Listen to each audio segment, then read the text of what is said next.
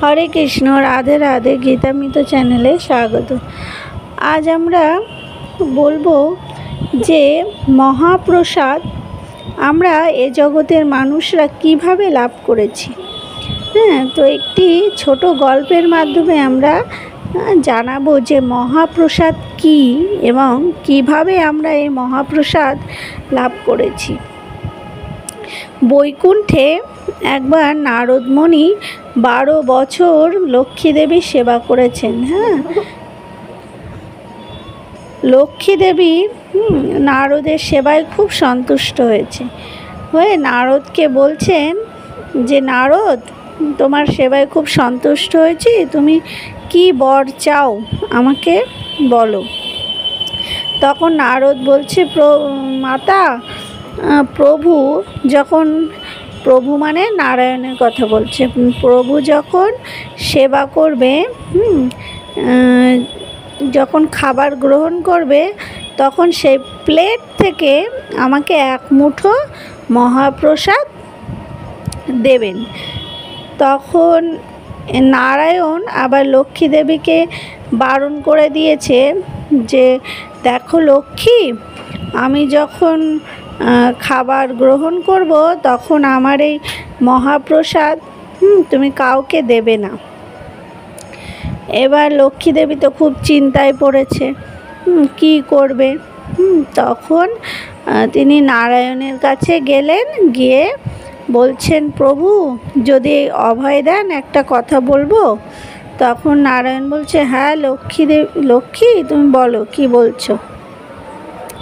তখন বলছে যে নারদ তো আমাকে 12 বছর ধরে সেবা করেছে, তো 12 বছর পর আমি যখন নারদকে কিছু বর দিতে চাইছি, তখন নারদ একটু দুর্লভ বর চাইছে, যা দেওয়ার ক্ষমতা আমার নেই, আপনার আছে।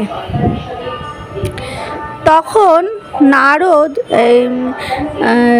নারায়ণ লক্ষ্মী দেবীকে বলছেন, কি বর চাইছে নারদ, আমাকে বলো। তখন লক্ষ্মী দেবী বললেন যে নারদ আপনার প্লেটের থেকে এক মুঠো মহাপ্রসাদ চাইছে। তো নারায়ণ বললেন, তা দিয়ে দাও। তখন লক্ষ্মী দেবী বলল যে আপনি তো বারণ করেছিলেন, তাই আমি ভয় পাচ্ছিলাম যদি দিলে আপনি রাগ করেন। তো নারায়ণ বললেন, এক মুঠো মহাপ্রসাদ নারদকে দাও। তখন সেই নারায়ণের খাবারের প্লেট থেকে এক মুঠো মহাপ্রসাদ নারদকে লক্ষ্মী দেবী দিলেন এবং নারদ সেই মহাপ্রসাদ গ্রহণ করে দিব্য আনন্দে নারদের শরীর দিয়ে জ্যোতি বেরোচ্ছে এবং তিনি আনন্দে আকাশ দিয়ে নাচতে নাচতে যাচ্ছেন, নারায়ণ নারায়ণ করতে করতে যাচ্ছেন, কৈলাসের উপর দিয়ে যাচ্ছেন।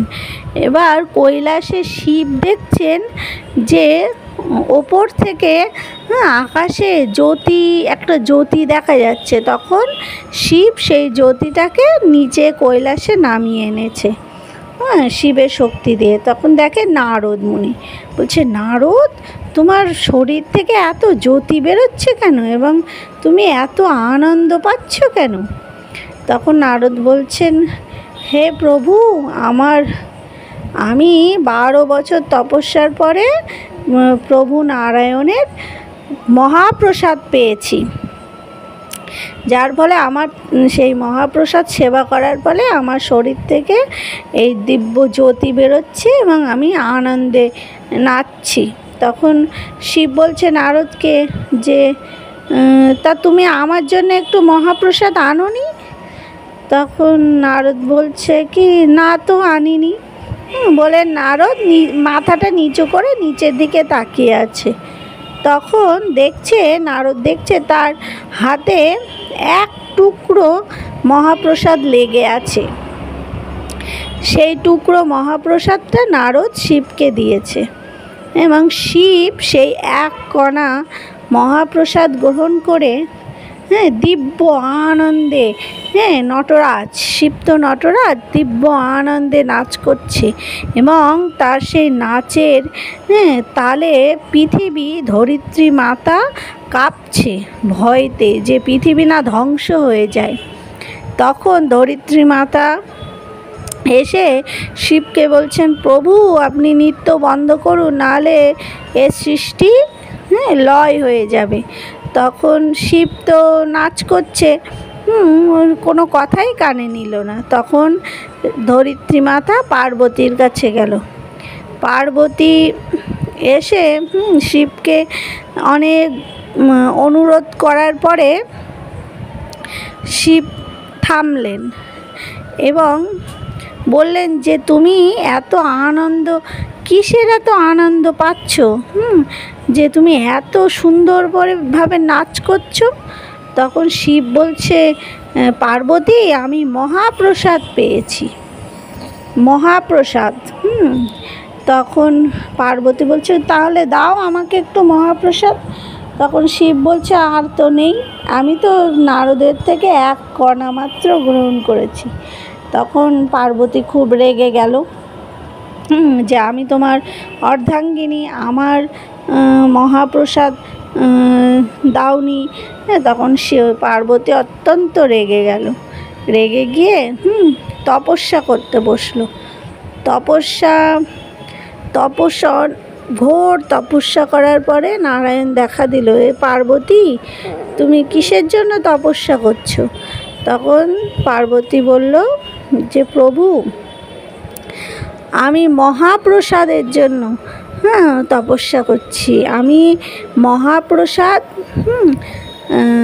শুধু আমি গ্রহণ করতে চাই না, এই মহাপ্রসাদ যেন সকল মানুষই গ্রহণ করতে পারে, সে ব্যবস্থা আপনাকে করে দিতে হবে, সকল ভক্তই যেন মহাপ্রসাদ পেতে পারে। তখন নারায়ণ বললেন, ঠিক আছে, আমি যখন পুরীতে জগন্নাথ রূপে আবির্ভূত হব, তখন আমার সেই প্রসাদ তুমিও পাশে শিব দুর্গা মন্দির থাকবে, সেখানে সেই প্রসাদ, আমার সেই জগন্নাথ দেবের প্রসাদ তোমার মন্দিরে পাঠানো হবে এবং তুমি সেই প্রসাদ গ্রহণ করার ফলে সেই প্রসাদ হবে মহাপ্রসাদ। এই মহাপ্রসাদ সকল মানুষই খেয়ে পাপ মুক্ত হবে। তো এই হলো মহাপ্রসাদের কাহিনী। হরি বল, রাধে রাধে।